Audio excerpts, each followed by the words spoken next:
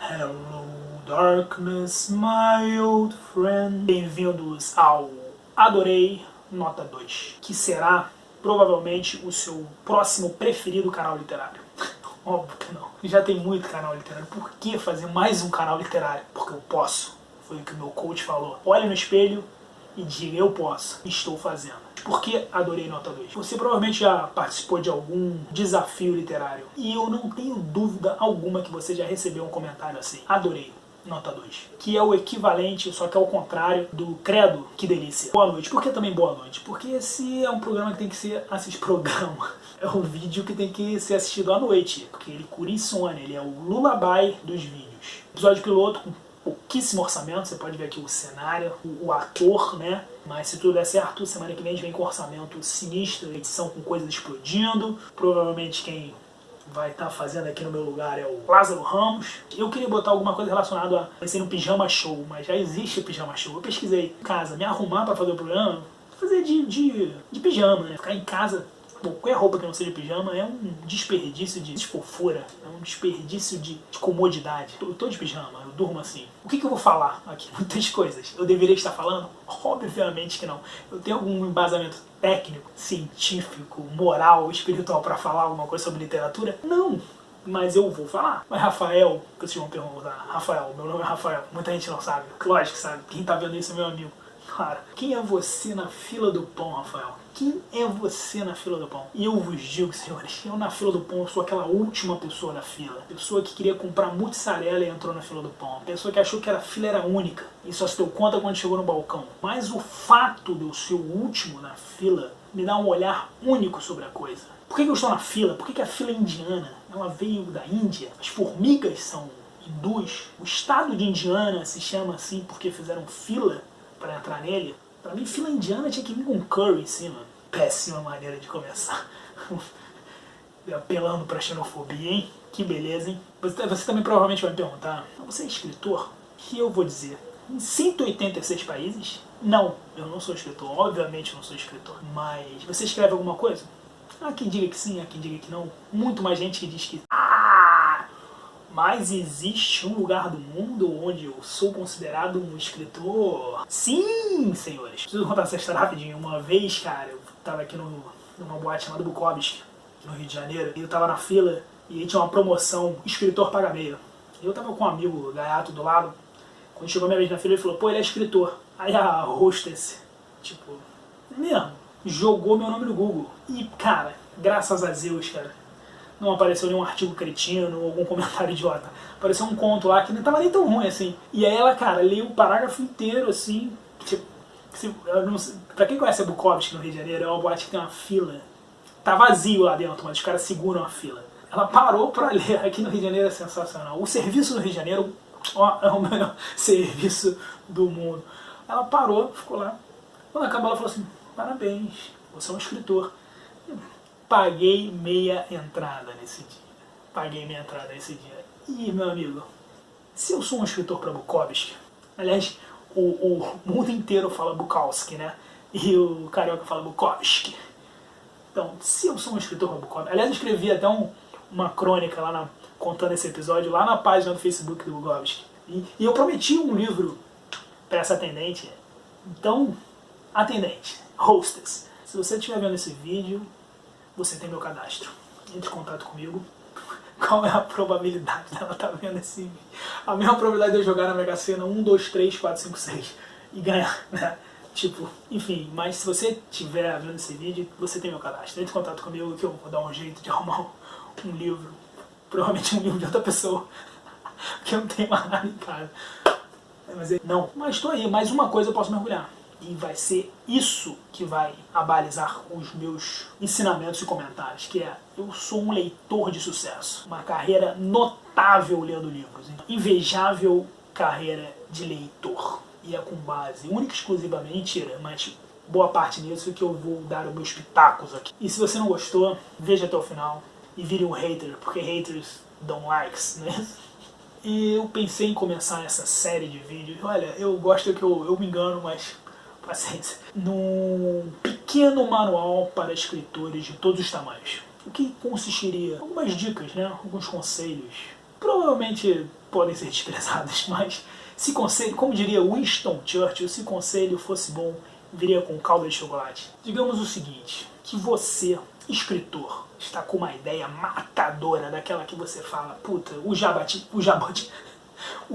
está na mão. Se eu colocar isso no papel, eu arrebentei. Normalmente você escreve já de forma orgânica, eu escrevo de forma orgânica, eu nunca pensei muito nisso, mas depois que eu comecei a pensar, não fez muita diferença porque, como eu já falei, eu não sou um cara de grande sucesso, mas eu acho que pra você vai fazer muita diferença. Já tá com tudo engatilhado. Você pensa em qual pessoa você vai escrever essa história? Se você vai escrever na primeira pessoa ou na terceira pessoa. Eu confesso que eu praticamente nunca pensei nisso, mas nos últimos contos aí que eu escrevi, eu pensei bastante. Porque não que seja determinante para a sua história é sempre mais importante, mas a pessoa adequada para a sua história faz toda a diferença. Como assim? Vou tentar explicar palavras que eu mesmo entenda. Vocês já entenderam há muito tempo. Primeira pessoa. Eu acho que a primeira pessoa é excelente para histórias que peçam um contato mais íntimo entre o autor e o leitor. Fluxo de consciência, puta, em primeira pessoa é calda de chocolate. Você acompanhar como se você fosse o personagem é fora do comum. Porque normalmente a primeira pessoa ela vem com um protagonista, né? Ou observador, mas que está o tempo inteiro ali, né? Eu prefiro quando vira um protagonista, não que não fique bom quando é um observador. Tipo, o Philip Roth escreve sempre como um observador, só que ele é foda, né? Ele escreve pra cacete. Então ele tem muitos mecanismos pra fazer a história andar. E ele faz isso muito bem. Pô, tem gente que escreve demais, assim. Se você for pegar um livro do Henry Miller, Bukowski, Jack Kerouac, On the Road, porra, se não fosse primeira pessoa, na minha opinião, não funcionaria. Mas é uma questão de opinião, obviamente, e a minha vale muito pouco. Agora, a primeira pessoa, se não for bem trabalhada, ela cansa, meu amigo. Eu li uma vez uma história do Hugh Laurie, que além de ser o Dr. House, é um comediante fora de série. Tinha um programa chamado Fry and Laurie, lá na Inglaterra. Bebeu um pouco da água do Monty Python. É sensacional. Ele tem um humor, além de ser músico, né, também, ele tem um humor afiadíssimo. E ele escreveu um livro chamado Vendedor de Armas. Começa, tipo, genial. E você vai acompanhando ali, depois de um tempinho, cara, cansa, você já tá de saco cheio daquele protagonista engraçadinho que faz piada com tudo, sabe? Que a história não anda. E eu acho que esse é um problema. A gente tem que tentar se policiar. Eu sou um cara que puxaram muito minha orelha falando isso. Porra, tem uma hora que cansa. E eu sei disso, cansa. Eu canso os outros. Meu fardo, a minha maldição, meu poder e minha maldição. Eu cansar os outros. Conto do Edgar Allan Poe na primeira pessoa que, cara, pra mim são os melhores. É importante você definir isso. Então se sua história pede isso, escreva na primeira pessoa. Agora, se você tem uma história que seja muito grande, com muitos personagens, que precise se deslocar no tempo, no espaço, né, em várias perspectivas, cara, é melhor escolher a terceira pessoa. Porque você não fica engessado por um ângulo só. Você pode navegar pelos personagens todos ali, cada um com a sua visão, né? Você poder dizer o que eles estão sentindo, tanto aqui quanto do outro lado do mundo, né? Dá pra fazer na primeira pessoa? Você vai ter que rebolar. Imagina, por exemplo, o do Game of Thrones, que, porra, tem aquela 500 personagens acontecendo história ao mesmo tempo em todos os lugares. Imagina você escrever na primeira pessoa tudo aquilo. Dá pra fazer? Dá, óbvio que dá. Vai ficar bom? Talvez não. Cara, é porque, tipo assim, não, tem um cara que consegue. Vamos lá. A gente já rompeu aquela barreira da desconfiança. Eu tô sendo honesto com vocês aqui o tempo inteiro. Cara, um gênio conseguiria... Vamos partir do pressuposto que não tem nenhum gênio aqui, né, gente? Eu não sou gênio. Um gênio não estaria vendo... Né? A gente já rompeu essa barreira. Vocês não são gênios também, né? Vamos partir desse pressuposto que eu não sou gênio, você não é. Peça uma maneira de conquistar um espectador, mas a verdade é essa, entendeu? Aliás, faz muito mal as pessoas ficarem pensando que elas são gênios, entendeu? Não, dá pra fazer? Dá, um gênio faria, 90% não, então trate-se como 90%. Talvez você seja os outros 10%, talvez não, mas evite. Tem um livro do William Faulkner, Enquanto Agonizo, que ele escreve em primeira pessoa com vários personagens diferentes, entendeu? Mesmo evento, vários personagens com o seu ponto de vista. William Faulkner, meu amigo. Genial? Um cara genial. Voltando à terceira pessoa. A terceira pessoa te dá essa possibilidade. Eu li uma vez o Tom Murakami falando isso, que ele começou a escrever em primeira pessoa. Foi orgânico, saiu natural, ele começou a escrever. Quando ele começou a escrever em terceira pessoa, a vida dele ficou mais fácil para escrever. Ele diz que ele tipo abriu um leque mais absurdo de coisas que ele pudesse escrever. Assim. Te dá uma liberdade para a história. Quando você tem uma história muito boa, história que eu digo assim, com aquelas coisas de trama, de plot twist, cacetada, que, sabe? A terceira pessoa talvez combine mais. A primeira pessoa daria um negócio mais íntimo, talvez a tua história nem seja essa história tão mirabolante ou cheia de trama, plot twist, sei lá o que, só seja uma história real, com aquele fio bem conduzido, fica melhor. Eu gosto das duas, eu não tenho preferência não, de primeira ou terceira pessoa. Eu prefiro escrever na primeira pessoa, com certeza, mas na questão de ler, eu gosto dos dois. Tem livro de dois jeitos, e tem gente que escreve também nas duas pessoas, que é o próprio Murakami. Mas a terceira pessoa te dá essa possibilidade dos outros personagens, de você entender como é que os outros personagens estão pensando, você foge um pouco daquela visão unilateral da coisa. Né? Pegando a carona no choque de cultura, pontos fortes, pontos fracos. Pontos fortes, pontos fracos da primeira e da terceira pessoa. Então vamos lá. Ponto fraco da primeira pessoa. Uma história em água com açúcar em primeira pessoa não vai funcionar. Tipo, caraca, as pessoas vão acreditar nisso que eu tô falando, óbvio que não, né, a gente esquece. Mas assim, se a sua história se passa em lugares simultâneos ao mesmo tempo, com muitos lugares simultâneos ao mesmo tempo, mas se ela se passa em vários lugares, às vezes ao mesmo tempo, com várias perspectivas, não escolha a primeira pessoa. A primeira pessoa vai te engessar, atar suas mãos nas costas. Em compensação, ponto forte é óbvio, cria uma conexão com o leitor absurda. Se o seu protagonista for bom, você está dentro desse cara, você está acompanhando, você tá... É como se você estivesse numa motinha, agarradinha assim atrás, tá ligado?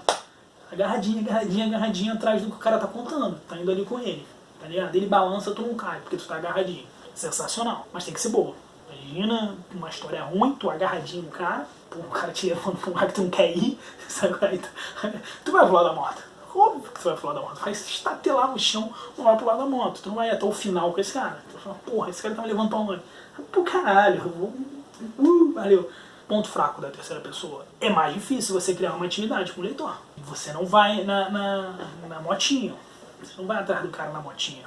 Você tá lá do alto. Entendeu? Na terceira pessoa, naturalmente tu tá lá do alto. Tu tá igual um diretor de programa, olhando tudo ali, entendeu? De fora. Resumidamente, primeira pessoa, eu. Terceira pessoa, ele. Mas é isso. Primeira pessoa é... Terceira pessoa. Caralho, o vídeo podia ser resumido só com isso. Primeira pessoa, terceira pessoa. Então volto a dizer, dá pra fazer tudo com qualquer pessoa, primeira, segunda, terceira pessoa. Segunda, dizem que... Eu nunca vi um livro, né, você, né, o tu, você tá... Não... Deve ter também, mas como eu falo, eu não estudei essa porra, entendeu? Então, tipo, deve ter. Eu tô querendo trazer aqui a opinião do leitor, do homem comum, do homem médio, entendeu? Mas é isso. E eu acho que vale a pena você pensar um pouquinho sobre primeira e terceira pessoa sempre. Imagina Incidente em Antares escrito na primeira pessoa. Não dá, só deu terceira pessoa. É isso. Esse foi o primeiro vídeo, provavelmente o último, porque não sou a melhor pessoa para falar sobre o assunto. Mas a ideia é ter mais, hein? A ideia é ter mais umas dicas. Eu vou falar ainda sobre personagens, diálogos, ideias, como ter ideias. Não sei, vou ver, tô pensando ainda. Não sei se ficou bom esse do primeiro e terceira pessoa. Eu devia ter estudado um pouco mais, eu acho. Com certeza. Enfim, grande abraço, beijos e eu tinha que ter uma frase final, uma coisa assim pra galera. Nossa, duvido que você tenha chegado até aqui. Eu duvido que você tenha chegado até aqui. Mas chegamos ao final. Eu não tenho pretensão nenhuma de ensinar padre a rezar missa ou qualquer outra pessoa a rezar missa. Isso aqui não é a jornada do escritor, ou sobre a escrita do Stephen King, ou Vocação para ser romancista do Murakami, ou o Story lá do Maki, ou o roteiro do Dog Comparado. Vou ficar falando.